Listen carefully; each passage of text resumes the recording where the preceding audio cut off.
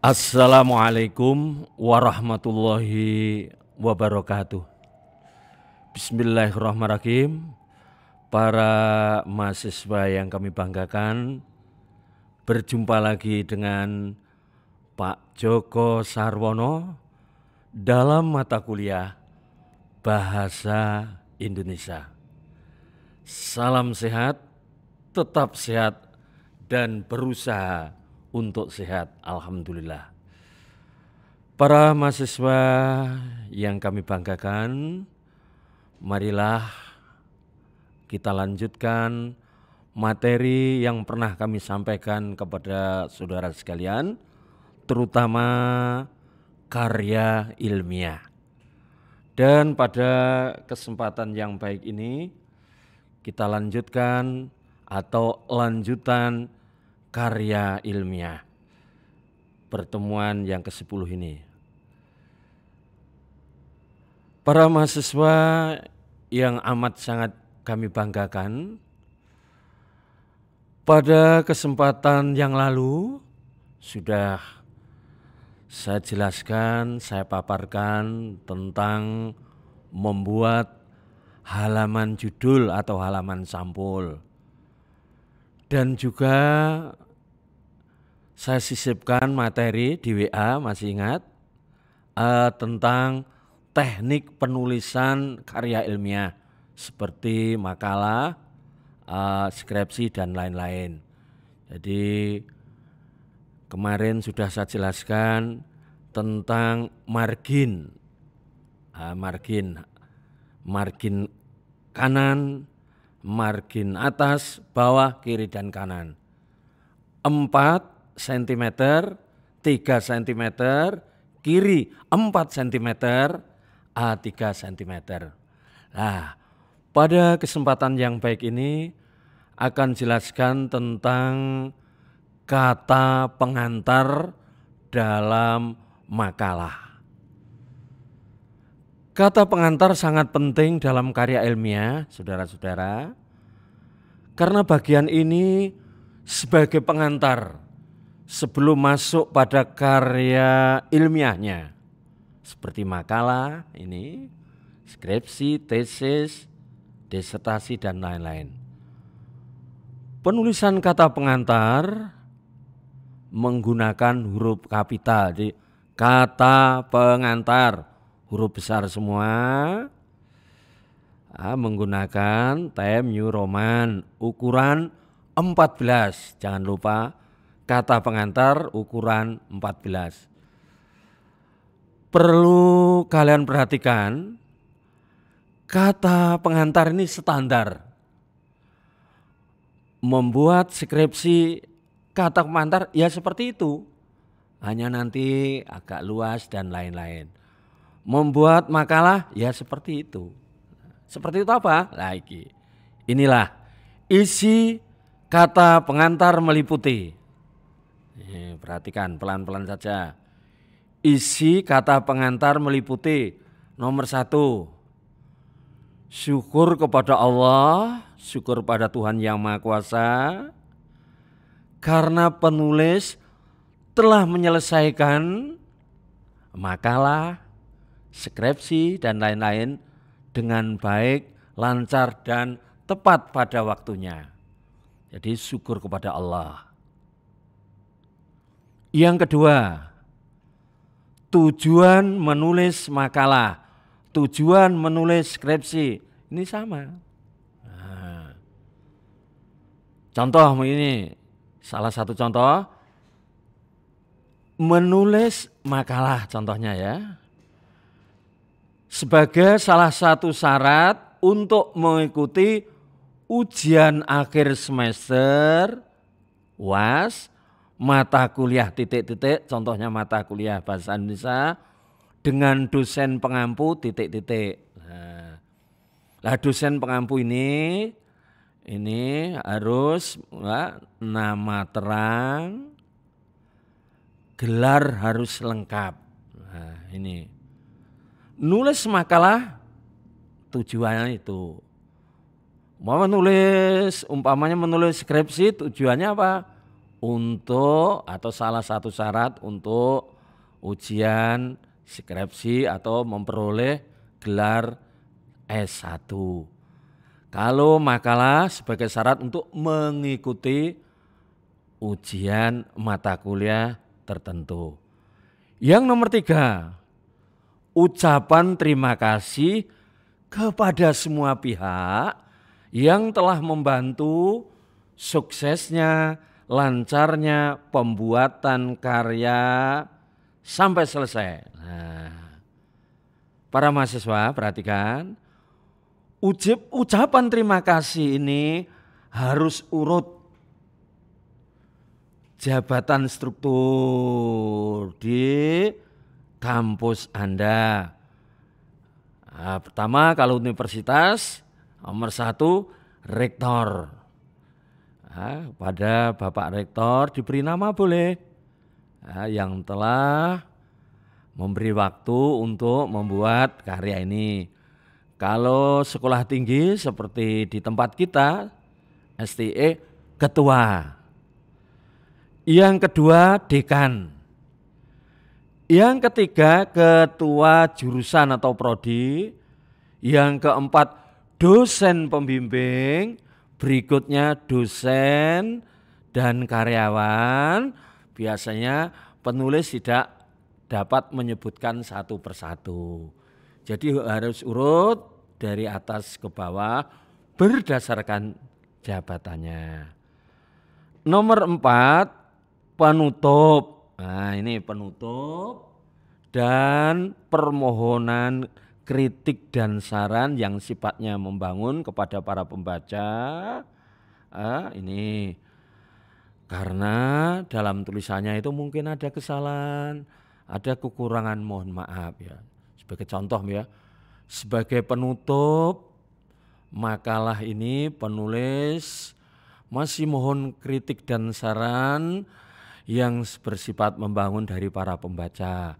Atas semua kritik dan sarannya penulis mengucapkan terima kasih. Nah, terus bagian bawah, kanan bawah ditulis, ini tertulis di bawah ini adalah penulis. Nah, ditulis penulis. Nah, itu para mahasiswa membuat kata pengantar. Saya ulangi lagi, menulis skripsi pakai kata pengantar ya urut seperti itu. Makalah, tesis, disertasi juga seperti itu. Perhatian ini, perhatian. Coba ini setelah Anda membaca ini, setelah menerima materi ini, kata pengantar sudah tidak asing lagi, sangat familiar ya. SMA dulu sudah membuat. Anda semester 1, 2, 3 membuat. Perhatian coba. Coba Anda membuat kata pengantar, ayo. Coba nanti, ayo saudara-saudara. Coba Anda membuat kata pengantar sebuah makalah dengan judul, ini sudah saya beri judul, penggunaan ragam bahasa yang baik sangat penting untuk penulisan karya ilmiah.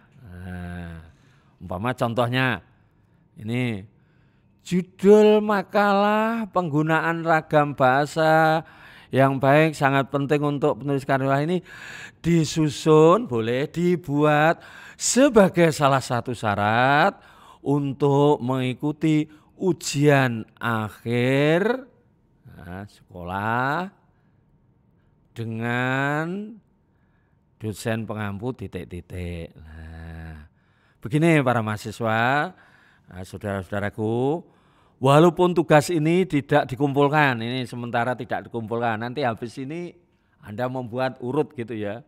1, harus mencoba, Anda harus mencoba membuat.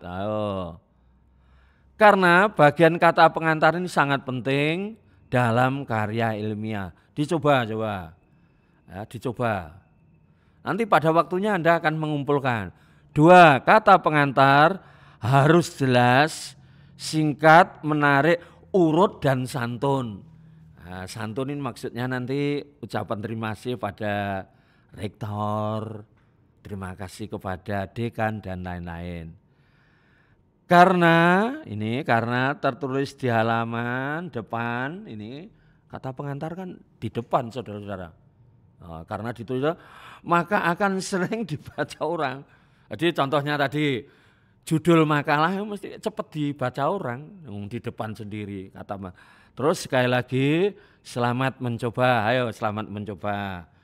Baik, mari kita lanjutkan materi yang lain. Nah, sekarang menulis daftar isi. Menulis daftar isi. Tadi kata pengantar menulis daftar isi. Di depan kan halaman judul, nanti ada halaman persembahan, halaman moto, kata-kata mutiara. Nanti ada juga halaman pengesahan kalau skripsi. Kata pengantar, daftar isi. Ayo nulis daftar isi. Daftar isi ini sangat penting karena di depan tadi dan juga orang mau membaca buku, orang mau membaca skripsi, dilihat dulu daftar isi. Nah, nanti kalian mau uji skripsi atau ujian apa saja, penguji nanti mau nonton, daftar ini gimana?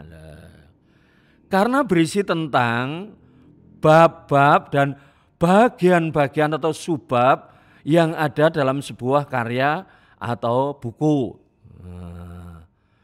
Biasanya seseorang akan membaca buku atau karya terlebih dahulu, tentu saja akan membaca daftar isi. Kopian dulu Mas Adi, ya. Kopian dulu tadi gimana? Saya lanjutkan ya, ini contoh. Nah, contoh santai saja. Contoh menulis daftar isi. Menulis daftar isi, lihat daftar isi. Itu huruf kapital, maksud huruf kapital huruf besar semua. Ukurannya, ukurannya 14. Daftar isi, ya sudah tahu ya. Halaman judul huruf besar semua ukuran 14. Titik. Biasanya ini pakai angka Romawi, 1 Romawi. Halaman pengesahan, titik, 2 Romawi. Halaman persembahan, titik. Terus kata pengantar dan lain-lain. Kata daftar isi, terus daftar isi. Baik. Kita lanjutkan. Contohnya seperti ini. Gitu. Bawahnya. Bab 1 pendahuluan. Pendahuluan itu huruf besar semua, huruf kapital, ukurannya 14. Subnya ditulis A, B, C, D, E. Untuk sementara saya tulis 3 saja, A, B, C atau A, B, C. Nulis A pendahuluan ini mesti latar L-nya besar, belakang B-nya besar, masalah M-nya besar. Tujuan, perumusan masalah. P besar, M besar. C tujuan, T besar, huruf pertama, tujuan penulisan. Bab 2 ini sudah masuk pada materi, umpamanya tentang ragam bahasa. Pentingnya ragam bahasa, atau memahami ragam bahasa. A, pengertian ragam bahasa. B, ragam formal dan non formal. Syarat-syarat menulis ragam bahasa yang baik dan benar. Itu bab 3.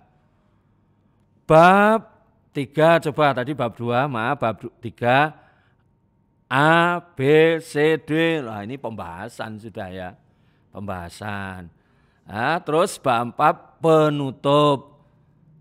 A, kesimpulan. Simpulan, terus saran-saran.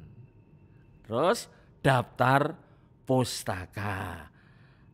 Para mahasiswa yang kami banggakan, ini nanti akan saya jelaskan satu persatu pada pertemuan yang akan datang.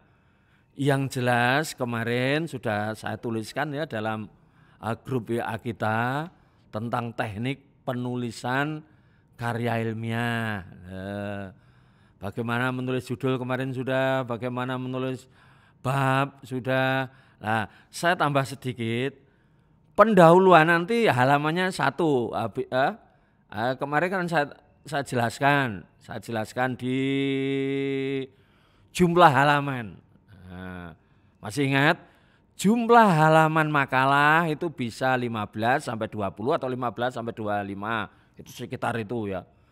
Nah, ada yang tanya, Pak Joko cara ngitungnya gimana itu? Halaman 1 itu mesti pendahuluan mesti halaman 1. Latar belakang masalah atau alasan pemilihan 1. Nah, sampai itu penutup yang saran itu. Daftar pustaka tidak ditulis. Ini dulu para mahasiswa. Coba nanti dilihat di buku pegangan kita. Buku pegangan kita bahasa Indonesia untuk penulisan karya tulis atau karya ilmiah. Itu saja. Insya Allah nanti kita lanjutkan pertemuan berikutnya atau pertemuan yang ke-11. Sekali lagi, kalau ada pertanyaan silahkan WA atau jabrik kepada saya. Sudah, jam berapa monggo ya. Nanti insya Allah akan saya baca. Itu dulu, kurang lebihnya mohon maaf. Mencoba. Salam sehat, tetap sehat dan berusaha untuk sehat. Assalamualaikum warahmatullahi wabarakatuh.